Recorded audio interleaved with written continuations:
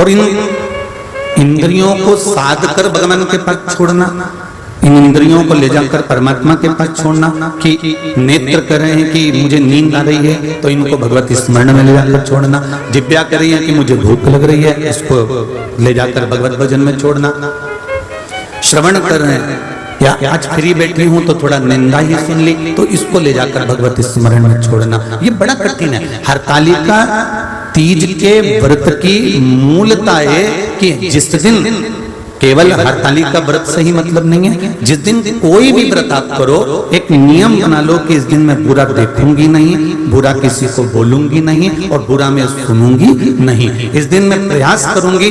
कई लोग नियम बनाते हैं कि मैं ये नियम बनाता हूं कि मैं ये चीज ग्रहण नहीं करूंगा, मैं ये चीज नहीं खाऊंगा, मैं ये चीज नहीं पाऊंगा। पर नियम ऐसा बनाओ कि हमारी वाणी के द्वारा, हमारे द्वारा, हमारे शब्दों के द्वारा किसी को ठेस ना पहुंचे, हमारे शब्द किसी को लगे ना। हम कई बार कथाओं में जब चाहे कथा पंडाल के कार्यकर्ता होते हैं, चाहे सीहोर के कार्यकर्ता होते हैं कुबेरेश्वर धाम के, हम सबको, और आपने व्यासपीठ से हमारे मुंह से सुना भी होगा, हम सबको एक बात जरूर कहते हैं कि देखो काम बने तो करो, तुम्हारे शरीर से बने कि मैं ये कर सकता हूं कार्यकर्ता बनकर तो करो। पर निवेदन है कार्यकर्ता बनने के बाद किसी भी एक जीव से भी तुम्हारी वाणी से कोई ऐसा शब्द ना निकल जाए कि उसके हृदय को ठेस पहुंचे। तुम रोज मंदिर में दिया जलाओ, रोज मंदिर में अगरबत्ती लगाओ, रोज मंदिर में भोग लगाओ, उससे जितना फल नहीं मिलता जितना फल एक व्यक्ति को, साधारण से व्यक्ति को मीठी वाणी बोल देने से प्राप्त हो जाता है, अच्छा बोल देने से प्राप्त हो जाता है। आप दिया नहीं लगा सकते मंदिर में जाके, मत लगाओ। आप भगवान शंकर के मंदिर में अगरबत्ती नहीं लगा सकते, मत लगाओ। आप भगवान के मंदिर में प्रसाद नहीं चढ़ा सकते, मत चढ़ाओ। पर एक नियम जरूर बनाओ कि मेरी अपनी वाणी से, मेरे द्वारा, मेरी वाणी के द्वारा, मेरे द्वारा किसी को मैं अपशब्द नहीं कहूंगा, किसी का बुरा नहीं करूंगा, क्योंकि ये भी दिए लगाने के बराबर ही है, ये भी दीप लगाने के बराबर।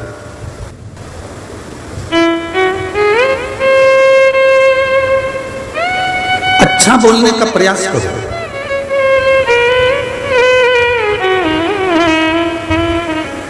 इतनी तेज वाणी में, इतनी ऊंची वाणी में आप अगर किसी को कुछ कह भी दोगे, किसी को डांट भी दोगे, किसी को अपशब्द बोल भी दोगे, वो सुन लेगा, मना नहीं। और उसके हृदय में वो बात अगर बैठ जाती है तो वो जिंदगी भर सवर नहीं पाता, बहुत मुश्किल होता है फिर उसको संवारना।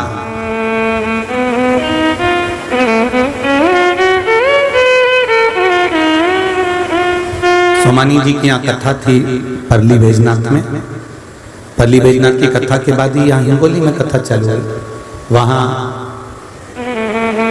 कथा पूरी करने के बाद में, जब चौथे दिन की कथा थी और पूरी कर जब हम पंडाल में से सोमानी जी के घर गए तो नीचे गेट पर बहुत लोग खड़े हुए थे।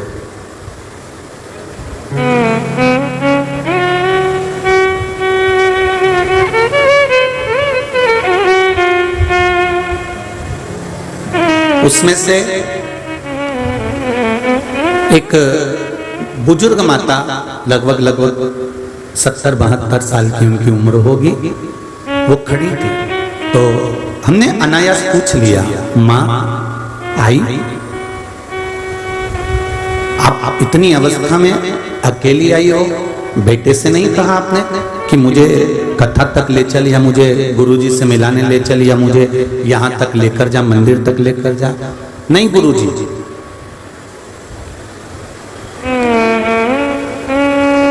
मैं लेके आई थी।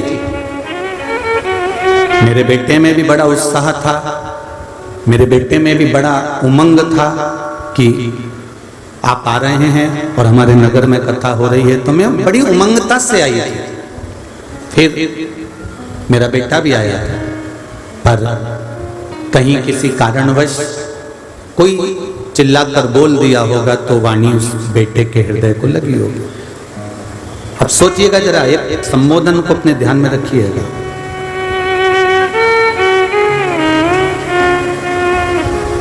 तो हमने कहा कोई कार्यकर्ता तुमको अपशब्द बोल दिया क्या मां?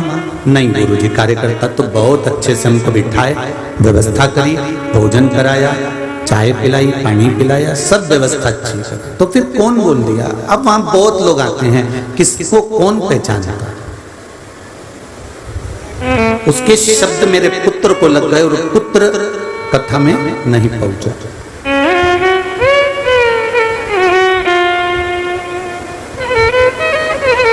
हमने कहा मां, आप अपने बेटे को लेकर आना, कल हम यहीं मिलेंगे, उससे बात करेंगे।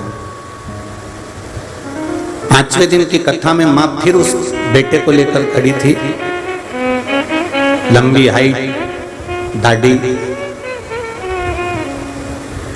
माथे पर बिंदी। हमने कहा बाबू, किसी ने कहा और आपको बुरा लग गया और आप सत्संग तक नहीं गए, किसी के कहने पर क्या आप अपनी जमीन, जायदाद, प्रॉपर्टी, परिवार कोई कह देगा तो क्या छोड़ दोगे? कहा नहीं गुरुदेव। तो फिर सत्संग कैसे छोड़ दिया? जब ताने पड़ते हैं, ठोकर लगती है, तभी तो कोई भगवान के पास जाता है।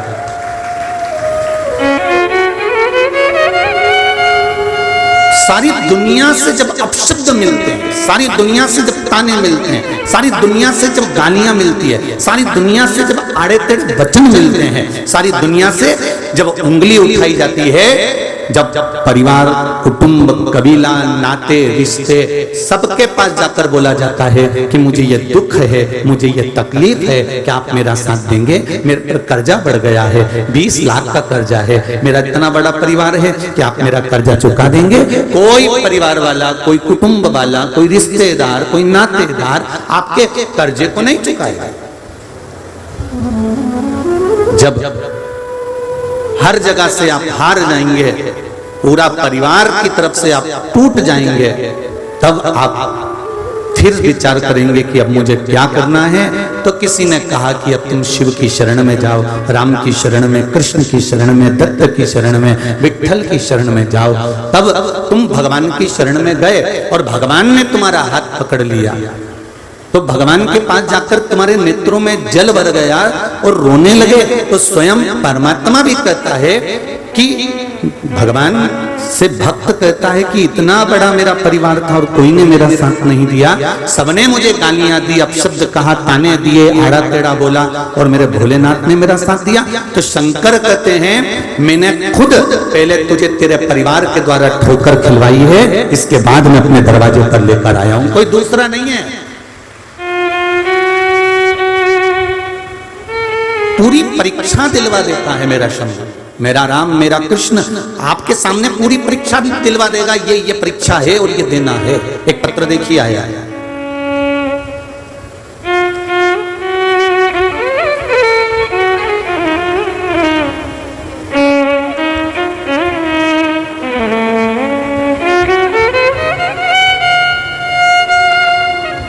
मैं पुरुषोत्तम धारणीधर जी जोशी अपने अनुभव आप सभी से व्यक्त करना चाहता हूं। मेरी बेटी कुंवारी वैष्णवी 2 बार नीट की परीक्षा दी, पर पैसों की कमी के कारण और किसी कारणवश उसका मेडिकल कॉलेज में नंबर नहीं लगा। मैंने अपनी बेटी का फोटो भी लगाया है इस पत्र के अंतर्गत। मेरा एक मकान को बेचने को तैयार था, पर ग्राहक नहीं आ रहे थे क्योंकि बेटी को पढ़ाना था। 80,000 रुपए लेकर कॉलेज की फीस जमा करना थी, तो कैसे भरता, खर्चे को लेकर चिंतित था। आपके बताए उपाय के एक कटोरी में गंगा जल डालकर उसमें एक सिक्का रखकर कुंदकेश्वर महादेव से विनती करें, और अगले दिन मकान को बाबा की कृपा से जब मैंने वो जल शिवजी को चढ़ाया और विनती कर चढ़ाया था कि मेरी बेटी के लिए मुझे ये मकान बेचना है और ग्राहक लग जाए, बाबा की ऐसी कृपा हुई मैं जल चढ़ाकर आया और उस मकान का ग्राहक लग गया। आज मेरी बेटी नांदेड़ के कॉलेज के अंदर पढ़ रही है बाबा की कृपा से, और खूब अच्छे से उसकी विद्या का अध्ययन चल रहा है। मेरे बाबा ने मेरी बेटी को डॉक्टर की लाइन में पहुंचाया। मेरे बाबा को उसके लिए धन्यवाद है। ये शिव है।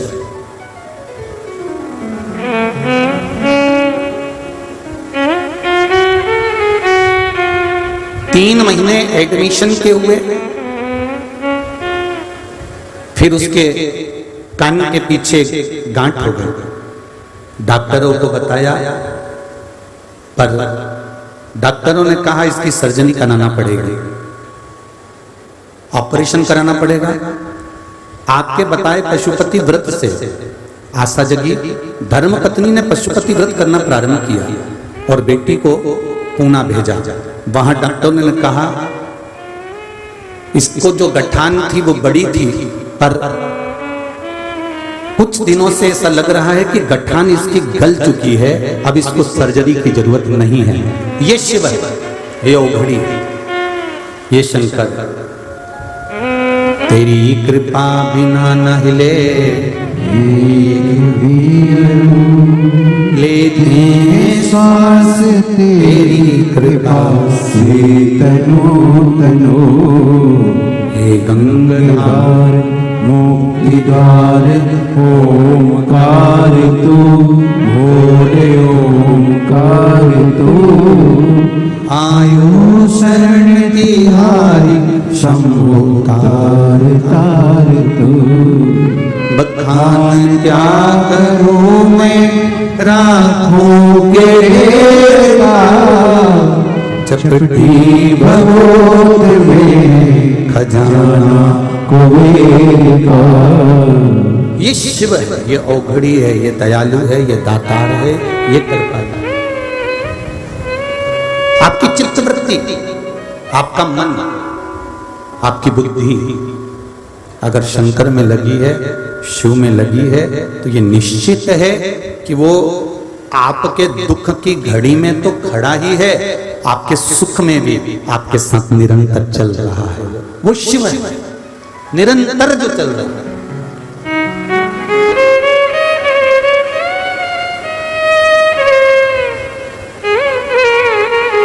किसी ने कुछ कहा, हम बेटा बेटियों से कहते हैं, हम बहुओं से कहते हैं, हम बहुओं से भी कहना चाहेंगे। कई बार बहुएं पत्र लिखती हैं हमको भी और कहती हैं गुरुजी आप हमेशा बहू के लिए कहते हो, कभी कभी सास के लिए भी तो बोला करो।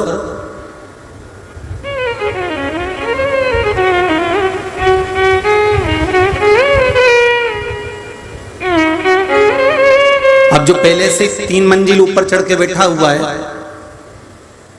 और तुम बाल्टी कपड़े की लेकर 3 मंजिल ऊपर जा रही हो, तो जो ऊपर चढ़ के बैठा है उसको समझाया जाएगा कि जो बाल्टी लेकर जा रही है उसको समझाया जाएगा? बोलो जरा जम के बोलो।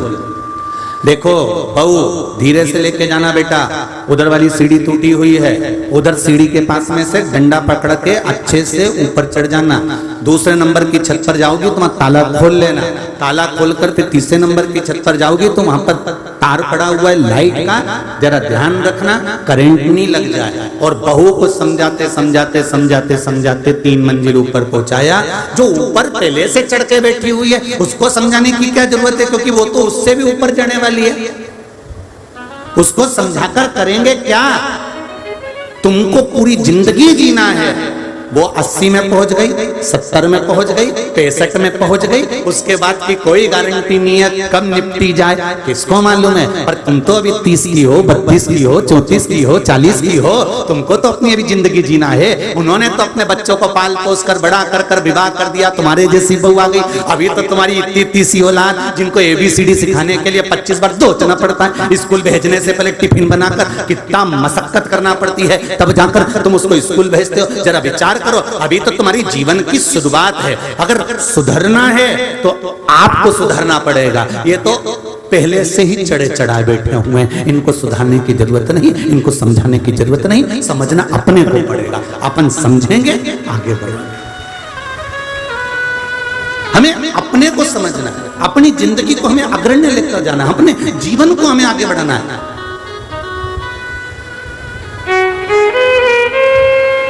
हम अपने जीवन को संवारने का प्रयास करें। फिर वही वाली बात, क्या किसको रोइए चादर तान के सोइए। आग लगे बस्ती में, जरगम के बोलो जरा, अपन रहो मस्ती में। अपने को क्या करना कि कौन क्या कर रहा है, कौन ने क्या करा, कौन ने क्या धरा, कौन क्या बोल रहा है। अगर कोई बोल भी रहा है, कोई ताने भी दे रहा है, कोई गाली भी दे रहा है, कोई अपशब्द भी बोल रहा है, तो समझ लो कि परमात्मा आपको अपनी ओर खींच रहा है। जब तक दुनिया के ताने नहीं पड़ेंगे ना, तब तक आप भगवान के नहीं हो सकोगे।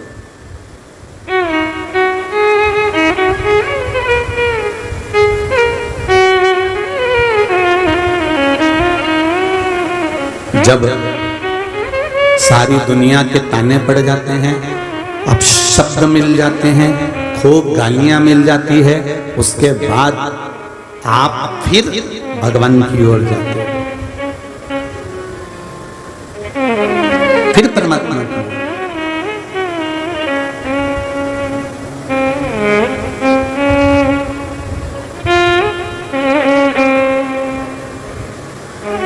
शिव कथा कर रही है, भगवान शंकर का चरित्र कह रहा है। व्रत वाले दिन, उपवास वाले दिन, साधना वाले दिन, परमात्मा को प्राप्त करने वाले दिन, आपका मन, आपकी इंद्रियां आपको उचिष्ट करे।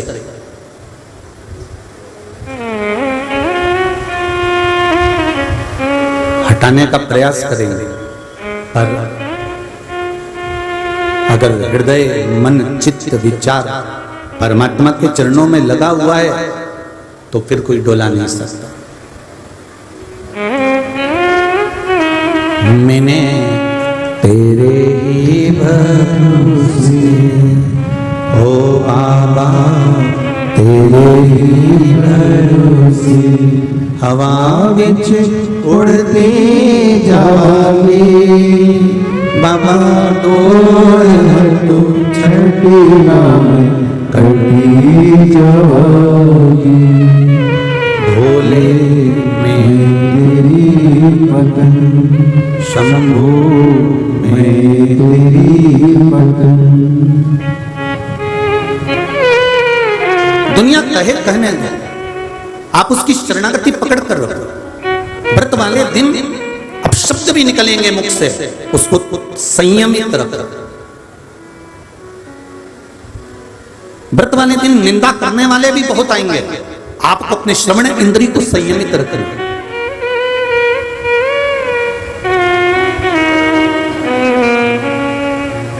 व्रत वाले दिन हो सकता है आप टीवी देख रहे हो, मोबाइल देख रहे हो, कुछ गलत भी सम्मुख में आ सकता है, पर अपने नेत्रों को संयमित रखना है।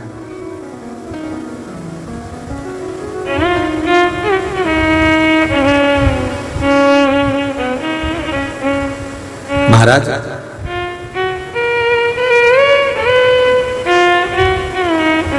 जहर में भी उतना जहर नहीं होता, जहर में भी उतना जहर नहीं होता जितना दूसरे के प्रति लोगों के मन में होता है। ध्यान देना जरा, जहर में भी उतना जहर नहीं होता जितना दूसरे के प्रति,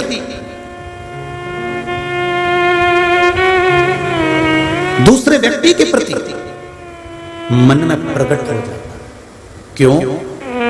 जहर एक बार पियोगे, बच गए तो बच गए और मर गए तो मर गए, पर जो मन में किसी दूसरे के प्रति एक बार जहर भर जाता है, तो सियोर वाला गुरुजी जैसा भी नहीं सुधार सकता।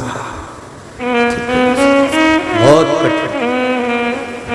अच्छा पीठाधीश, मठाधीश, खूब बड़ा बड़ा गादी पे बैठने वाला कोई संत, कोई साधु, कोई महात्मा, कोई जोगी, कोई सन्यासी, कोई तपस्वी, कोई साधक भी फिर उसको नहीं समझा सकता। बहुत कठिन।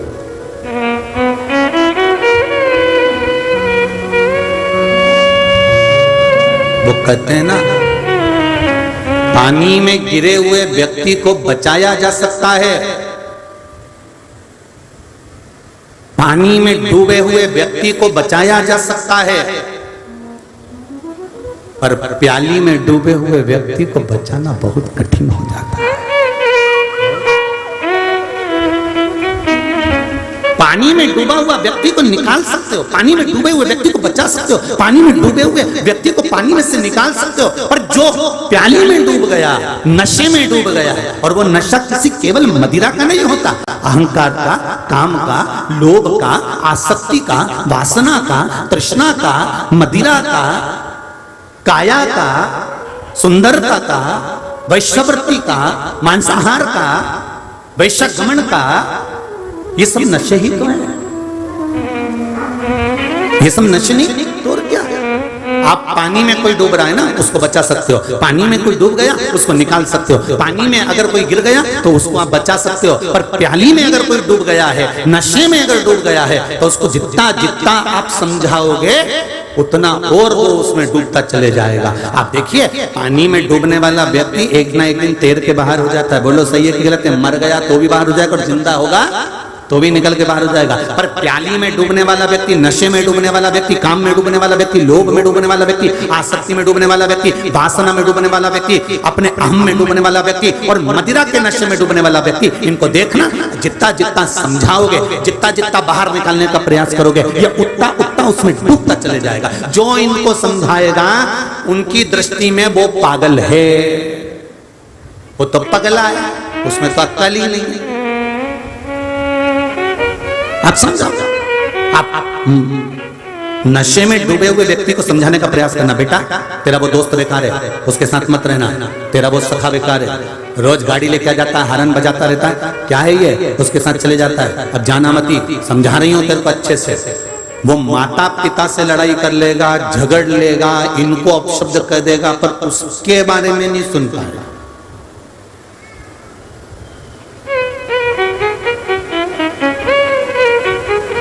आज अखबार में एक न्यूज पढ़ी थी, यहाँ के अखबार में नहीं थी, कहीं दूसरी जगह का अखबार था, फेसबुक पर डला हुआ था और बच्चों ने लाकर दिखाया, गुरुजी न्यूज तो देखो बड़ी गजब है। हमने कहा ला देख तो जरा। जो पढ़ा तो उसमें लिखा था एक लड़की फेल हो गई, तो लड़के को गुस्सा आया तो उसने स्कूल में आग लगा दी।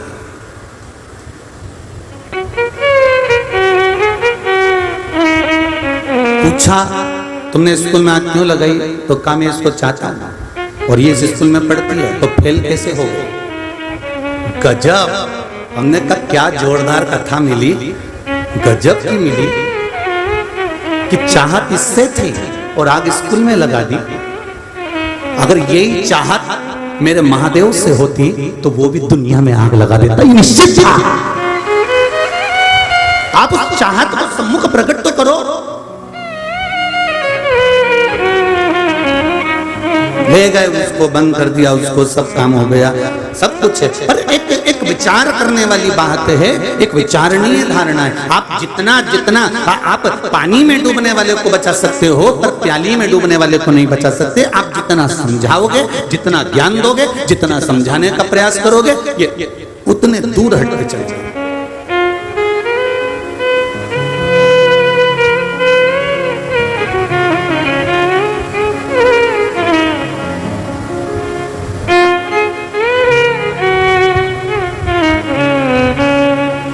किसी ने पूछा गुरुजी आप कथा करते हो, आपके साथ में इतने सारे लोग, नवयुवक बेटा बेटियां, युवान युवान भाई बहन इतने सारे जुड़े हुए हैं, क्योंकि बुजुर्ग माताओं को तो इतना फेसबुक ने, गूगल ने, मोबाइल ने, यूट्यूब इतना चलाना आता नहीं, और पूरे मोबाइल पे ये नवयुवक लोग कथा सुनते रहते हैं। आखिर कारण क्या है जो नवयुवक टीम, नवयुवक लोग इस कथा में इतनी रुचि ले रहे हैं। ये बहुएं इतनी सारी बैठी हुई है पूरे पंडाल में, पूरी मंडी में, इस हिंगोली की हल्दी की मंडी में तुम घूम कर आ जाओ, 70 के ऊपर वाले तो 54% मिलेंगे और बाकी के सब नीचे वाले 75% मिलेंगे आपको जितने। तो पूछा कि ये इतने लोग जुड़ने का कारण क्या है, इतने बड़े बड़े आनंद के साथ लोग कथा कहते हैं, तो फिर ये नवयुवक टीम क्यों जुड़ती जा रही है? तो क्योंकि हम ये शिव पुराण कह रही है कि पानी में डूबने वाले को बचा सकते हैं, प्याली में डूबने वाले को नहीं। शिव पुराण कहती है कि आज के बेटों को, आज की बेटियों को, आज की बहुओं को, आज के बच्चों को यदि हम कहें कि तुम स्कूल छोड़कर, परिवार छोड़कर, कुटुंब छोड़कर, नाते छोड़कर, रिश्ते छोड़कर, सबको छोड़कर, अपने बच्चों को छोड़कर, अपने काम धंधे को छोड़कर आप कहीं तीर्थ में जाकर बैठ जाओ, या आप बैरागी बन जाओ, संत बन जाओ, साधु बन जाओ, सन्यासी बन जाओ, या कहीं तीर्थ में जाकर बैठ जाओ, तो उसमें सफलता, उसमें कोई प्रसन्नता, उसमें कोई आनंद नहीं है। वेद व्यास जी लिखते हैं सबसे बड़ा आश्रम होता है गृहस्थाश्रम। और हम आज के बेटा बेटियों को, आज की नवयुवक टीम को एक बात जरूर कहते हैं कि जितना कमाओ तुम किसी को दो चाहे मत दो, पर अपने ऊपर थोड़ा थोड़ा खर्च जरूर करो। उसी तरह शिव पुराण कहती है कि जितनी जिंदगी मिली है उसमें थोड़ा थोड़ा परमात्मा के भजन में लगाते चलो। तो ये नवयुवक टीम थोड़ा थोड़ा लगाती है ना, तो उसमें इनकी प्रसन्नता, उसमें इनका आनंद।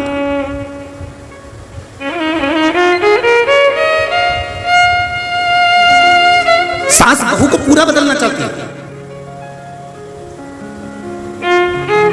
पर बदल नहीं पाती। अगर वो थोड़ा थोड़ा बदलेगी ना, बेटा हाँ मम्मी ऐसा, हाँ मम्मी। और वैसे भी पहले की बहुएं और आज की बहुएं में अंतर है साहब। आजकल की बहुएं अगर भोजन भी बनाती हैं, क्योंकि माता पिता कितना कितना अंतर है। पिता और माता में एक अंतर भारी होता है, पिता का काम और माता का काम दोनों में एक अंतर है।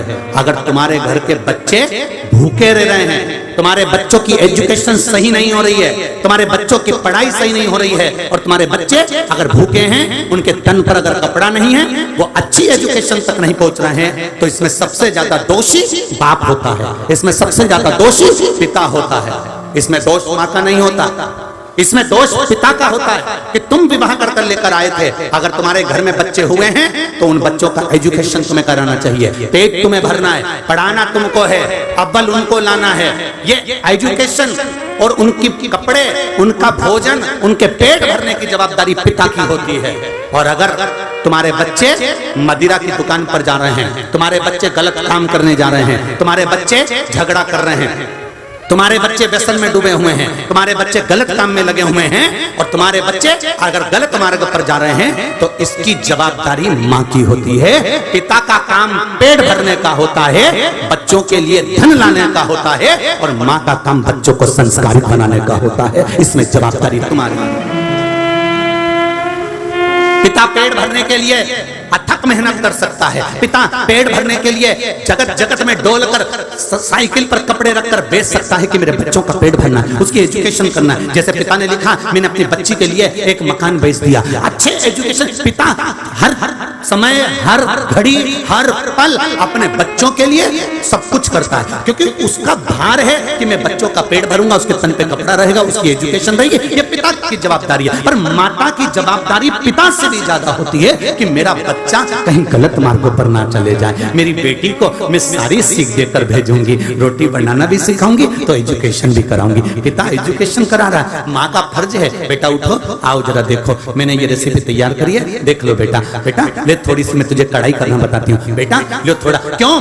जीवन का कोई ठिकाना नहीं, जीवन का कोई भरोसा नहीं। जीवन का क्या ठिकाना? हिमालय राजा जनक के घर में रहने वाली माँ जानकी, जिसके पास में हजारों नौकर चाकर थे, जनक राजा के नगर में रहने वाली एक छोटी सी जानकी, जिसकी यहाँ पर नौकरों की कमी नहीं थी, सेवकों की कमी नहीं थी। उसके बाद भी सुनैना जी सीता जी को बुलाती थी, ले ये थोड़ा सा बेटा अनाज है, इसको साफ कर देगी क्या? हाँ माँ लाओ अभी कर देती हूँ। सीता जी छोटी सी थाली लेकर बैठ जाती थी, अनाज साफ कर देती थी। माँ कपड़े रखती तो जानकी जी इतने नौकर होने के बाद, इतने सेवक होने के बाद भी सुनैना जी कहती, जानकी इधर आओ, इन कपड़ों की घड़ी बना दोगी क्या? हाँ माँ अभी बना देती हूँ। इतने नौकर लगे हैं, इतने सेवक लगे हैं, इतने चाकर लगे हैं, उसके बाद भी सुनैना जी अपनी बेटी को संस्कार दे रही है। क्यों? क्योंकि सुनैना जी को मालूम है मैं बेटी के लिए अच्छा घर देख सकती हूँ, मैं बेटी के लिए अच्छा राजघराना देख सकती हूँ, मैं बेटी के लिए अच्छा एक से बढ़कर एक लड़का देख सकती हूँ, दौलत और धन देख सकती हूँ। सुनैना जी कहती हैं पर मैं बेटी का भाग्य नहीं देख सकती, जीवन की रेखा कहाँ किस समय कब कहाँ लेकर जाए उसका कोई भरोसा नहीं।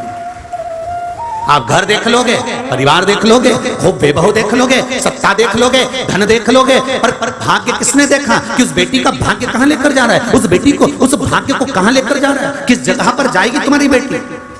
और उसके जीवन में कितना दुख आ सकता है, कितना सुख आ सकता है, उसकी तैयारी पूरी कर कर भेजना। पिता पेट भरेगा, पिता कपड़े के लिए पैसा लाएगा, पिता एजुकेशन के लिए पैसा लाएगा, पिता अपने बच्चों के लिए पूरी परवरिश का पैसा लाएगा, दुकान पर 8 बजे से लेकर 10 बजे तक कमाएगा कि बच्चे भूखे ना मरे। पर सबसे बड़ी जवाबदारी होती है घर में रहने वाली माँ की, जो अपने बच्चों को अगर संस्कारवान बना देती है तो उसकी जिंदगी संवर जाती है, उसका जीवन सफल हो जाता है। सबसे बड़ी जवाबदारी माँ की होती है।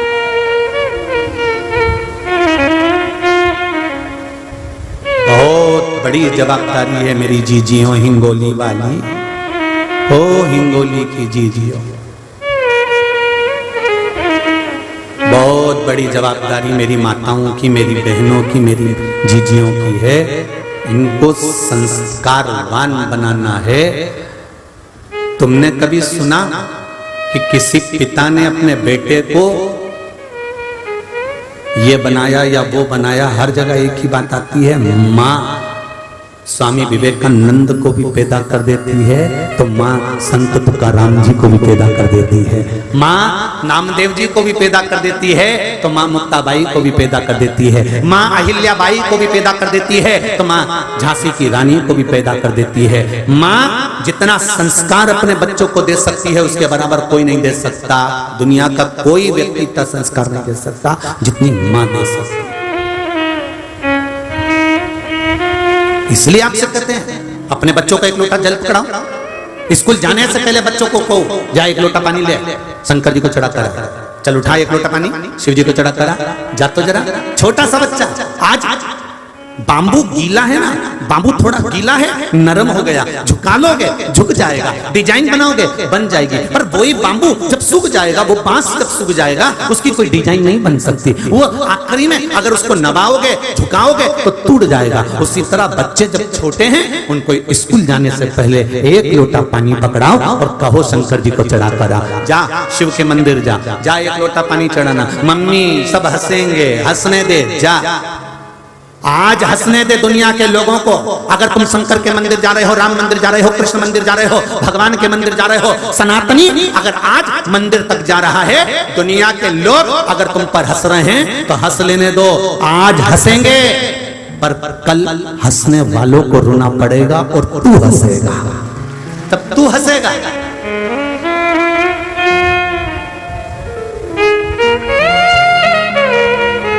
कबीरदास जी का बड़ा सुंदर पद है, चलती चक्की अरे दिया कबीरा दो पाटन के बीच में साबुत रहा। अब कबीरदास जी ने तो देखा था कि दो पाटों के बीच में कोई साबुत नहीं रहा। थोड़ी देर बाद कबीरदास जी ने फिर चक्की को अच्छे से देखा, चल रही। फिर कबीरदास जी तो ठहाका लगा के हंसना चालू करे। फिर कबीरदास जी ने पद लिख दिया, चलती चक्की देख कर दिया कबीरा हंस, दो पाटन के बीच में दाने रह गए फंस। कबीरा अभी रो रहे थे, अब हंस रहे हैं। मां से कोई व्यक्ति निकल कर जा रहा था पथिक, उस पथिक ने आकर देखा तो कबीरदास जी तो हंस रहे रो रहे, हंस रहे रो रहे, हंस रहे रो रहे। तो किसी को लगा कबीरदास जी को कोई हवा लग गई, तो अंदर गए, पानी छीटा कबीरदास जी पे। कबीरा कबीरा कबीरा कबीरा ने पूछा, हाँ क्यों हंस रहे हो और क्यों रो रहे हो? कबीरदास जी बोले, चलती हुई चक्की देख ली इसलिए रो रहा हूं और इसीलिए हंस रहा हूं। पथिक ने पूछा, क्या आज तक तुमने चक्की नहीं देखी थी? नहीं देखी तो थी, पर जो आज देखी वैसी कभी नहीं देखी। क्यों सोने की थी, चांदी की थी, कि हीरे की थी, कि पुखराज की थी? कबीरदास जी बोले, ना सोने की थी, ना चांदी की थी, ना हीरे की थी, ना पुखराज की थी, वो तो पत्थर की थी। अच्छा, तो फिर चक्की में क्या देखा तुमने? कबीरदास जी बोले, चलती चक्की देख कर अरे दिया कबीरा रो, दो पाटन के बीच में साउत। ये दो पाटे हैं, इसके बीच में जो दाने जा रहे हैं चक्की उनको पीस देती है, सब समाप्त होते चले जा रहे हैं, इसलिए मैं रो रहा हूं। तो हंस क्यों रहा है? क्योंकि हंसने का कारण केवल इतना सा है, चलती चक्की देख कर अरे दिया कबीरा हंस, दो पाटन के बीच में दाने रहे बस। ये दो पाटों के बीच में कीला लगा है, उस कीले के पास में ये पाटा घूम रहा है, दाने अंदर जाते हैं, जो इधर उधर होते हैं वो पिसा जाते हैं, और जो इस कीले के पास में टिक कर खड़े रहते हैं वो दाना पिसाता ही नहीं है। तो कबीरदास जी कर रहे हैं, अब मुझे समझ में आ गया, संसार के ये दो पाटों के बीच में, सुबह और शाम के बीच में, दिन और रात के बीच में, परिवार कुटुंब के बीच में ये मनुष्य 24 घंटे पिसा रहा है। केवल एक शंकर का शिवलिंग ऐसा है, भगवान की भक्ति ऐसी है, सत्संग प्रवचन केवल ऐसा है, शिव महापुराण, राम कथा, कृष्ण कथा केवल ऐसी है, जो इस किले के पास पहुंच जाता है वो बच जाता है, बाकी के सब पिसा जाते हैं। बस वो बच गया, बाकी के सब पिसा जाते हैं।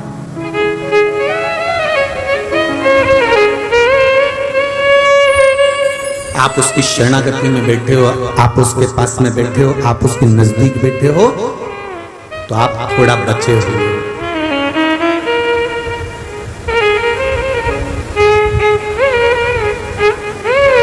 कथा सुनने से क्या होता महाराज?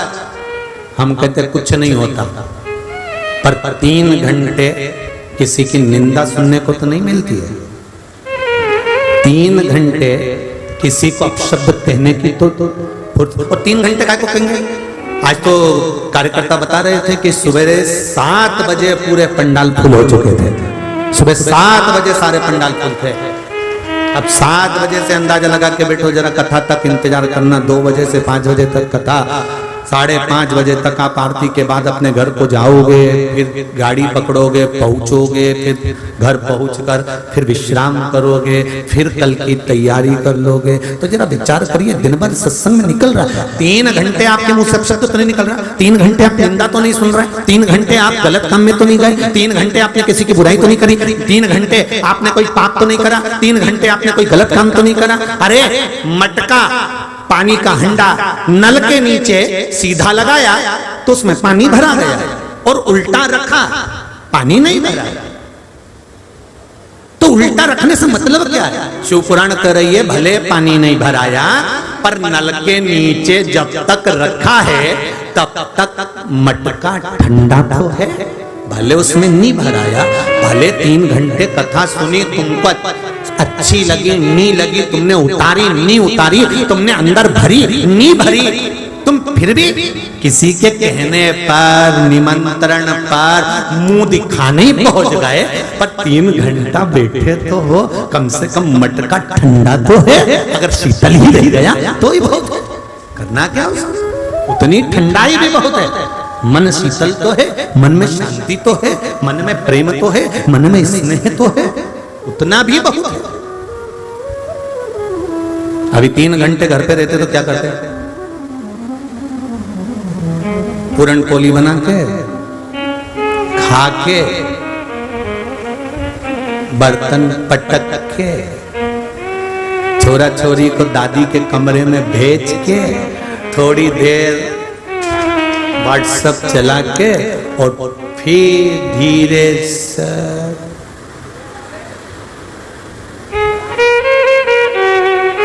और उतनी देर में अगर कहीं का छोरा छोरी आ जाए, उतनी देर में अगर बच्चे आ जाए, नींद लगी थी और उतनी देर में छोरा आ गया मम्मी, तो फिर दिया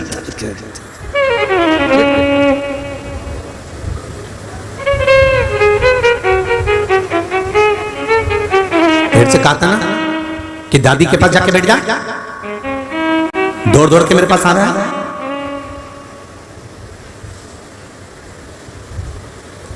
दादी तो कथा सुनने में लगी है टीवी पे,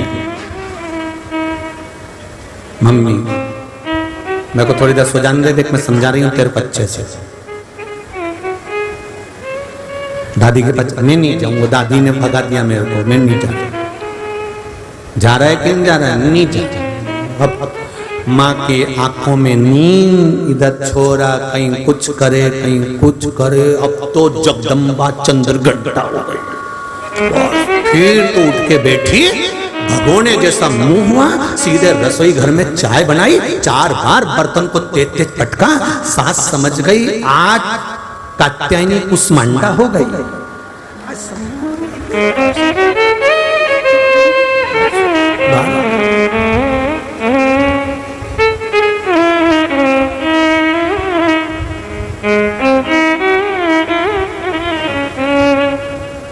मेरी तो जिंदगी नरक हो गई। ऐसे घर में शादी हुई, 2 मिनट का आराम नहीं मेरी जिंदगी को। और इनको टीवी देखने से फुर्सत नहीं। तो टीवी देखने से फुर्सत नहीं तो डोकरी से कहीं के बर्तन मंजवाना कि झाड़ू लगवाना। अरे भगवान से प्रार्थना करो ऐसी शिव महापुराण की कथा टीवी पर आती रहे और घर की माताएं इस कथा में लगकर अपने घर का उद्धार करती रहे। भगवान से प्रार्थना करो।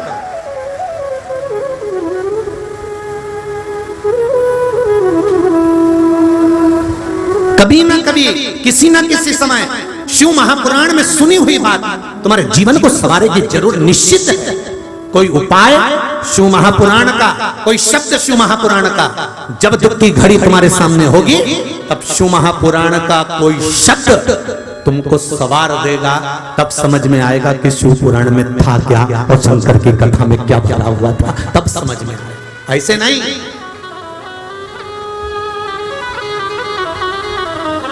ऐसे नहीं आ सकता।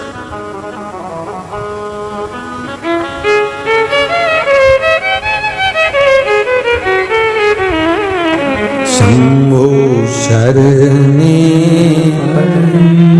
मांगो घड़ी घड़ी दुख काटो, दया करी न दर्शन आपो। हे शिव, हे उघड़दानी, व्रत हो, साधना हो, तप हो, उपवास हो, इंद्रियां शिथिल होंगी, इंद्रियां आपको डोलाएगी। उस समय परिचित को इस मन को कहीं लेकर नहीं जाना, इस मन को भगवान के चरणों में लेकर पहुंच जाना, इस मन को भगवान के पास लेकर जाना।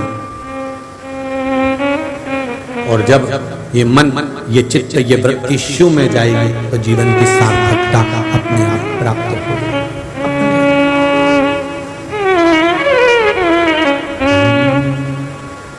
हरि ओम में ओम समाया है, मेरा भोला नगर में आया है। हरि ओम में ओम समाया है, मेरा भोला नगर में आया है। हरि ओम में ओम समाया है, मेरा भोला नगर में आया है। हरि ओम में ओम समाया है, मेरा भोला नगर में आया है। हरि ओम में ओम समाया है, मेरा भोला नगर में आया है। हरि ओम में ओम समाया है, मेरा भोला नगर में आया। मेरा भोला नगर में आया है, मेरा भोला नगर में आया है। मेरा भोला नगर में आया है। मेरा भोला नगर में आया है। हरि ओम में ओम समाया है, मेरा भोला नगर में आया है। हरि ओम में ओम समाया है, मेरा भोला नजर में आया है।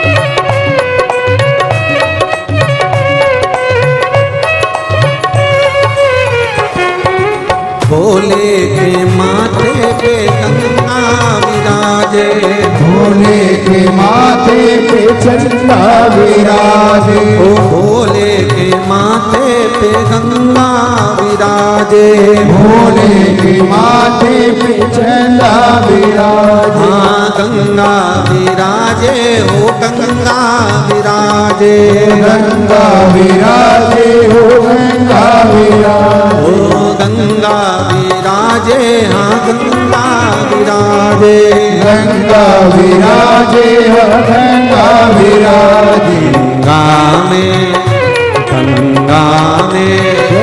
गंगा में ओम समाया है, मेरा भोला नगर में आया है। गंगा में ओम समाया है, मेरा भोला नगर नहीं आया है। हरिओम में ओम समाया है, मेरा भोला नगर में आया है। हरिओम में ओम समाया है, मेरा भोला नजर नहीं आया है।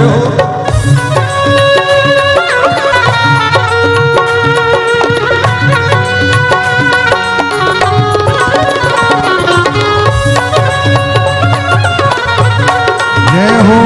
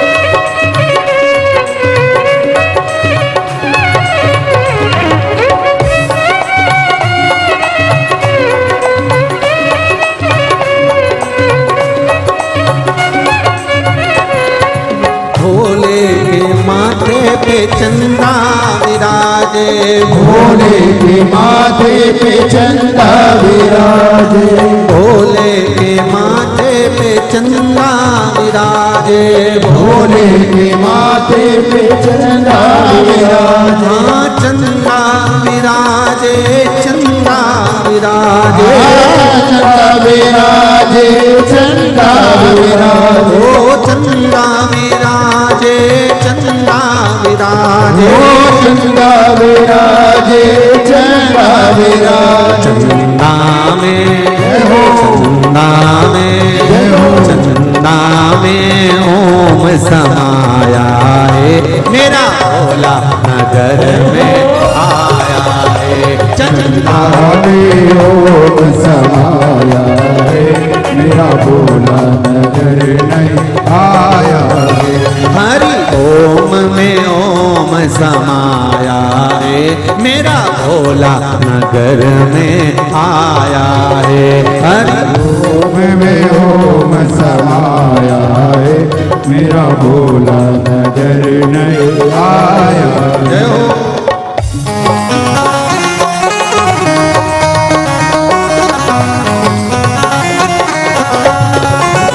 हरि बोल।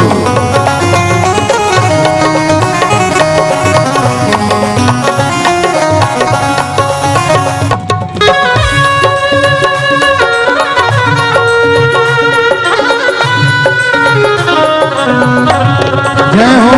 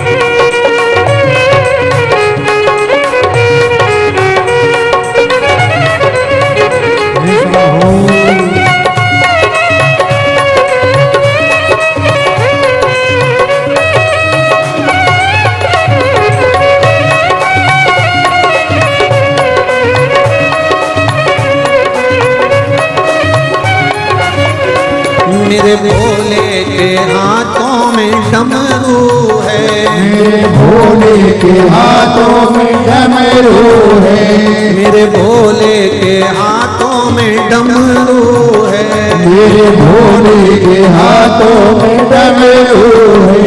हाँ डमरू है हो डमरू है, हाँ डमरू है वो डमरू है, हाँ डमरू है, हाँ डमरू है, हाँ डमरू है वो डमरू है। डमरू में जय हो, डमरू में जय हो, डमरू में ओम समाया है, मेरा भोला नगर में हरि बोल। डमरू में ओम समाया है, मेरा भोला नजर नहीं आया है। डमरू में ओम समाया है, मेरा भोला नगर में आया है। डमरू में ओम समाया है, मेरा भोला नजर नहीं आया है। हरिओम में ओम समाया है, मेरा भोला नगर में आया है। हरि ओम में ओम समाया है, मेरा भोला नजर नहीं आया है।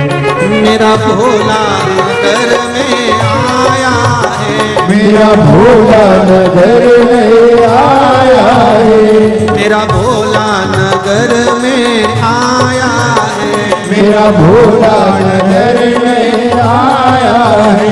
हरिओम में ओम समाया है, मेरा भोला नगर में आया है। हरि ओम में ओम समाया है, मेरा भोला नजर नहीं आया है।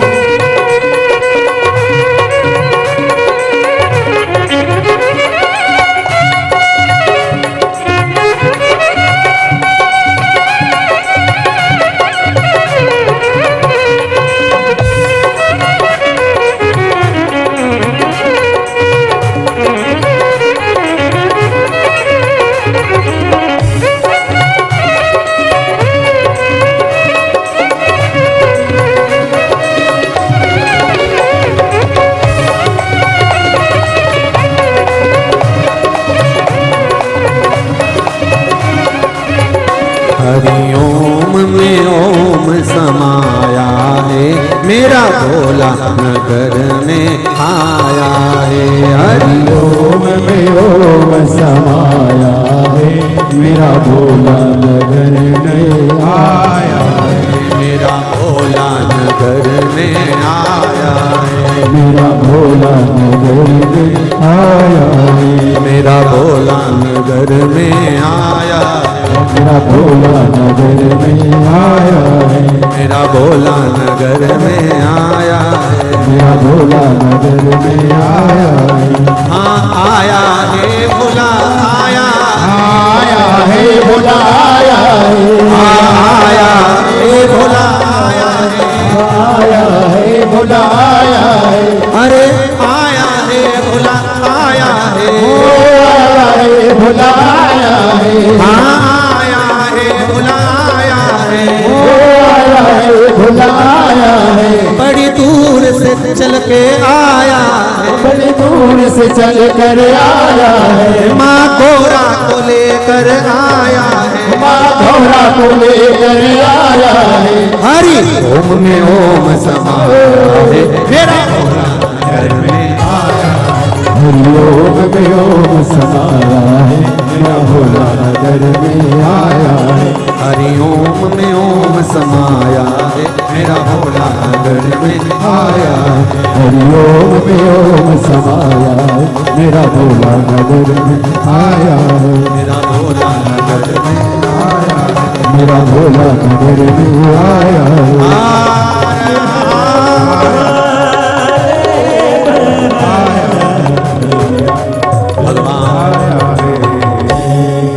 हरि ओम में ओम समाया है मेरा भोला नगर में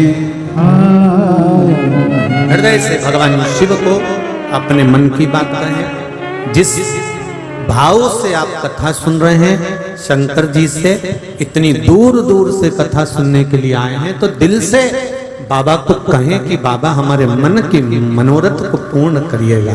मन की कामना पूर्ण करना, बाबा आपके चरणों की भक्ति प्रदान करना, आपका दर्शन प्रदान करना और मेरे हृदय की बात को स्वीकार करना। दिल से बाबा को कहिए।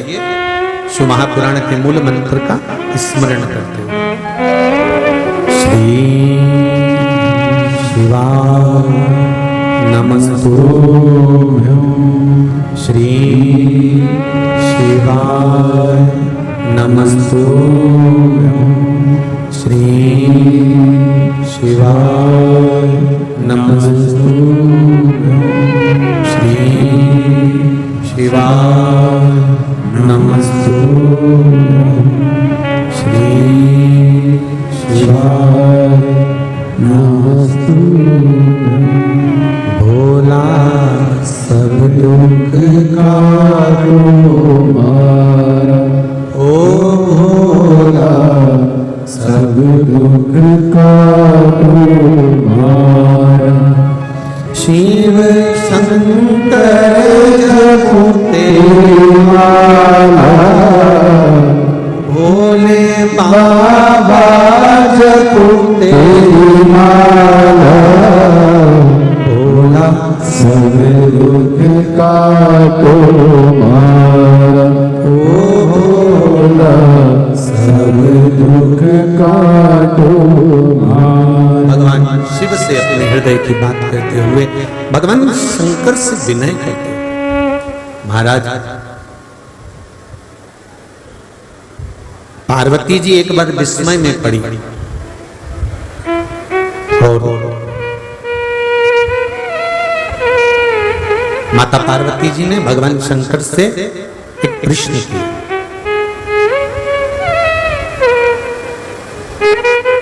देखिए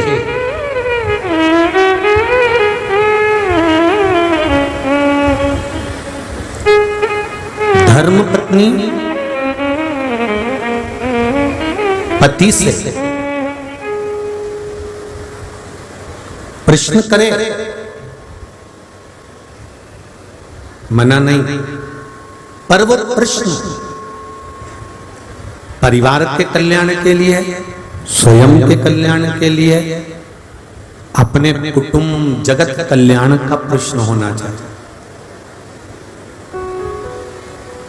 पर पत्नी पति से जो प्रश्न करती है वो जगत कल्याण का नहीं करती है, आधी रात को लड़ाई हो उस बात का करती है। थोड़ा सा प्रश्न पर ध्यान दीजिएगा, मना नहीं, आप ध्यान रखो, मना नहीं है, पर उसमें कहीं ना कहीं हमारे परिवार के उद्धार की बात होना चाहिए, हमारे परिवार के कल्याण की बात होना चाहिए।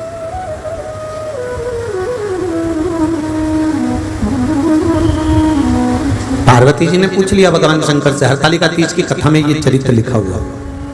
हरतालिका तीज की जो कथा होती है, आप लोग घर में जो पोथी पढ़ते होंगे हरतालिका तीज की कथा की, उस पोथी में, उस कथा में ये लिखा हुआ है कि पार्वती जी ने शिव जी से पूछा कि मैं आपको कैसे प्राप्त हो। लिखा है ना हरतालिका तीज की किताब में, मैं आपको कैसे प्राप्त हो। कौन सा मैंने पुण्य करा था, कौन सा मैंने सत्कर्म करा था, जिसके बल पर मेरी प्राप्ति आपको हुई और मुझे आपकी प्राप्ति। आज के जमाने में माताएं झगड़ा कर कर लड़ाई कर कर बोल देती हैं मैंने कौन सा ऐसा पाप करा था जो तुमसे शादी हो गई।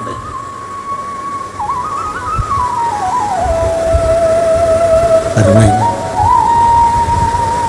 तीज का व्रत कर रही हो, चतुर्थी का व्रत कर रही हो, करवा चौथ का व्रत कर रही हो, इतने बड़े बड़े व्रत आप धारण कर रही हो और अपने मुंह से अगर एक बार भी आपने कह दिया कि मेरी जिंदगी नर्क हो गई आपसे विवाह कर कर, तो आपका फिर कोई व्रत सफल नहीं हो सकता, किसी व्रत का कोई फल नहीं हो सकता। ध्यान रखिए। शिव पुराण कहती है जन्म मरण और परण। जन्म मैं देता हूं, मृत्यु मैं देता हूं, और विवाह शिव जी कहते हैं वो भी मैं ही करा। जन्म मरण परण, परण मतलब विवाह, ये भी नहीं कर। डॉक्टर ने कह दिया कि इतनी तारीख तक डिलीवरी हो जाएगी, इतनी तारीख तक जापा हो जाएगा, मेरा मन होगा तब जापा होगा। किसी किसी के 9 महीने भी निकल जाते हैं तब तक मैं जापा नहीं होने देता, डिलीवरी नहीं होने देता। किसी किसी ने अंदाजा लगा कर रखा था 90 महीने में होगा, 7वें में हो जाता। जन्म मेरे हाथ में, मृत्यु शिव कहते हैं वो भी मेरे हाथ में। डॉक्टर ने कह दिया अंतिम सांसें चल रही है, घर ले जाओ।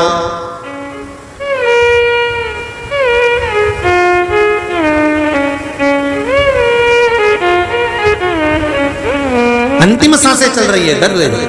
एक पत्र आया है,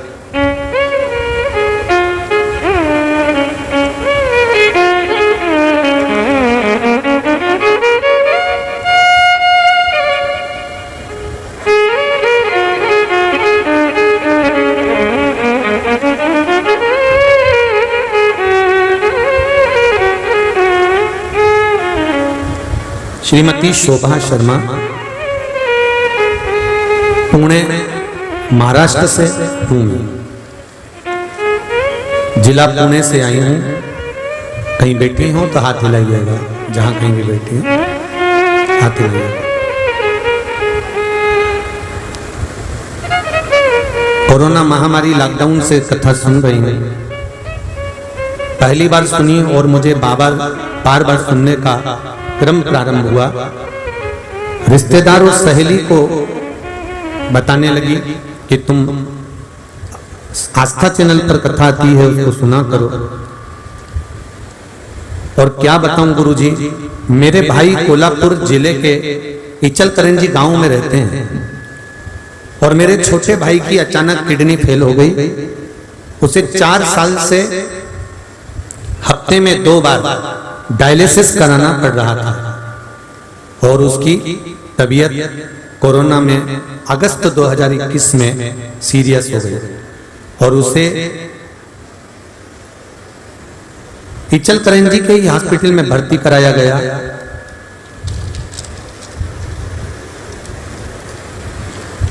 भर्ती कराया, हालत नाजुक हो गई और उसको आईसीयू में डाल दिया गया, ऑक्सीजन लगाना पड़ी। 8 दिन तक ऑक्सीजन थी, डॉक्टर भी कुछ बोल नहीं पा रहे थे, श्वास नली पूरी तरह से बंद हो रही थी, तकलीफें बढ़ती जा रही थी। तभी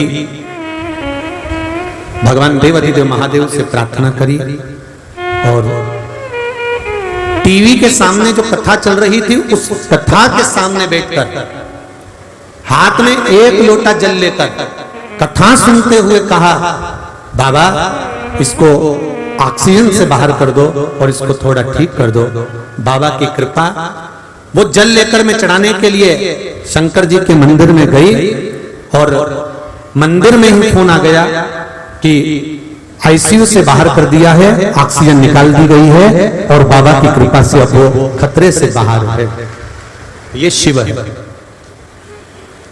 गुरुजी डायलिसिस में भी आराम है, बस डायलिसिस बंद हो जाए, ये प्रार्थना लेकर इस हिंगोली की कथा में आई हूं। ये उनके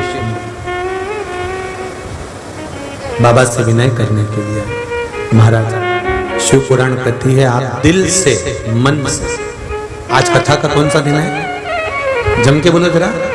6वां दिवस है। कल कथा का 7वां दिन रहेगा। टीवी पर कथा 2 बजे से 5 बजे तक ही आएगी, पर यहाँ हिंगोली में कथा सुबह 10 बजे से 1 बजे तक रहेगी।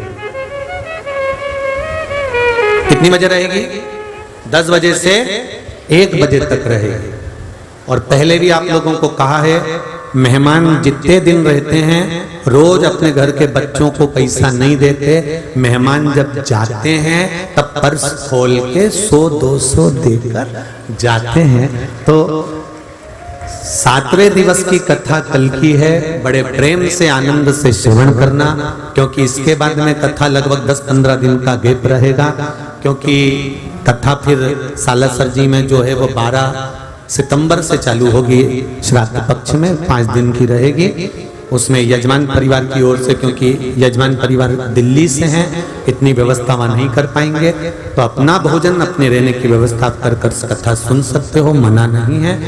5 दिन की वो कथा रहेगी। उसके बाद में फिर अशोकनगर में कथा प्रारंभ हो जाएगी 19 तारीख से, वहां 12 से 16 तक चलेगी, फिर 19 को अशोकनगर प्रारंभ हो जाएगी। इसके बीच में 4 तारीख से 10 तारीख तक जो हमारे सीहोर की हमारी गादी की जो कथा होती है, जो लगातार कथा करते करते जो 24वां साल होगा उस गादी पर, तो वो कथा अग्रवाल महिला मंडल की 4 तारीख से 10 तारीख तक चलेगी। पर निवेदन है, अग्रवाल धर्मशाला में इतनी जगह नहीं है तो तुम मत आना, तुमसे निवेदन। मां इतनी जगह है नहीं, क्योंकि पहले के समय के हिसाब से वो भवन बना हुआ है, उस हिसाब से वहां कथा चलती है। और पहली कथा से लगातार वो कथा चलते चलते ये 24वां साल वहां कथा वास्ते का कर्म का रहेगा। तो वहां नियम गादी का है, इसलिए वो गादी पर होती है। वहीं जो गादी एक बनती है उसी के अनुसार वो कथा हो जाता है। हाँ, दर्शन की मना नहीं है, तुम आओ दर्शन करो, मिलो जाओ, मना नहीं उसका। पर ये नहीं कि तुम लोग कह दो कि सीहोर वाला गुरुजी ने तो अपने गांव में बुलाने से मना ही कर दिया। लोग उल्टा भी सोच लेते, तो दर्शन करो। हम ऐसा नहीं कि हम नहीं मिलेंगे, दर्शन नहीं होगा, या पोथी पुराण का दर्शन हो जाएगा, उसमें कोई दिक्कत नहीं। तो 10 तारीख तक वहां रहेंगे, 10 तारीख की रात को वहां से सालासर के लिए निकल जाएंगे। ऐसा क्रम चालू रहेगा। बीच बीच में आपको सूचना मिलता। टीवी पर 4 तारीख से 10 तारीख वाली कथा नहीं आएगी। वो कथा आएगी सीधे 12 तारीख वाली, जो सालासर जी में है, बाबा जी के धाम में। बस वही कथा सालासर बालाजी से आएगी। तो शिव कथा कर रही है, भगवान शंकर की कथा कर। और जो सालासर जी से कथा आएगी वो 4 बजे से कथा आएगी। कितनी बजे से आएगी? 4 से 7 सालासर धाम में, क्योंकि बाबा के भी कर्म रहेंगे, पूजन अर्चना रहेगी। तो 4 से 7 का वो कथा का समय टीवी पर, आस्था चैनल पर लाइव का वो रहेगा 5 दिन। शिव कथा कर रहे हैं, भगवान शंकर का संवाद कर रहा है। पार्वती जी ने एक प्रश्न शिव जी के सामने रखा कि मेरी प्राप्ति आपको, आपकी प्राप्ति मुझे हुई है, उस प्राप्ति का केंद्र बिंदु क्या है? उस प्राप्ति का मूल तत्व क्या है? क्या है उस प्राप्ति का मूल तत्व? शिव जी ने कहा, पार्वती आपको तप करते करते, साधना करते करते कई वर्ष बीत गए थे, पर आपको मेरी प्राप्ति नहीं हुई। जैसे संसार का मनुष्य रोज मंदिर जाता है, रोज आराधना करता है, रोज जल चढ़ाता है, रोज प्रतिदिन मेरा स्मरण करता है, उच्चारण करता है, मंदिर में जाकर बैठ भी जाता है, तीर्थ भी चले जाता है, गंगा का स्नान भी कर लेता है, गोदावरी नहा भी लेता है, पर पार्वती उसके चित्त वृत्ति में मैं समाहित नहीं हो पाता, क्योंकि वो हृदय से मेरा स्मरण नहीं कर पाता। आपको कथा के क्रम में पहले भी कहा, आज फिर कहते हैं कि एक बात का स्मरण आपको रहे कि आप मंदिर में जा रहे हो, नहीं जा रहे हो, आप जल चढ़ा रहे हो, नहीं चढ़ा रहे हो, आप भगवान का भजन कर रहे हो, नहीं कर रहे हो, उससे भगवान को मतलब नहीं है। भगवान का मूल स्मरण है, आप भगवान का हृदय लगाए हैं कि नहीं लगाया, दिल परमात्मा से लगाया कि नहीं लगाया। मन भगवान से लगा कि नहीं लगा।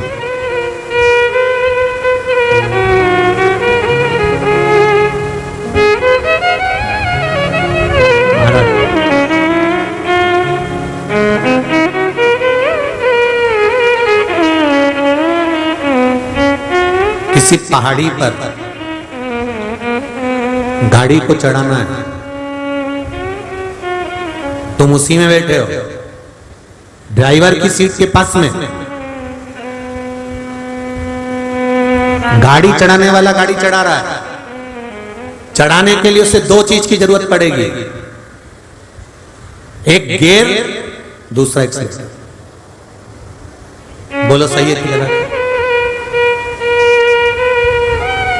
दो चीज की उसको जरूरत है, दबाएगा, गियर लगाएगा, गाड़ी चढ़ेगा।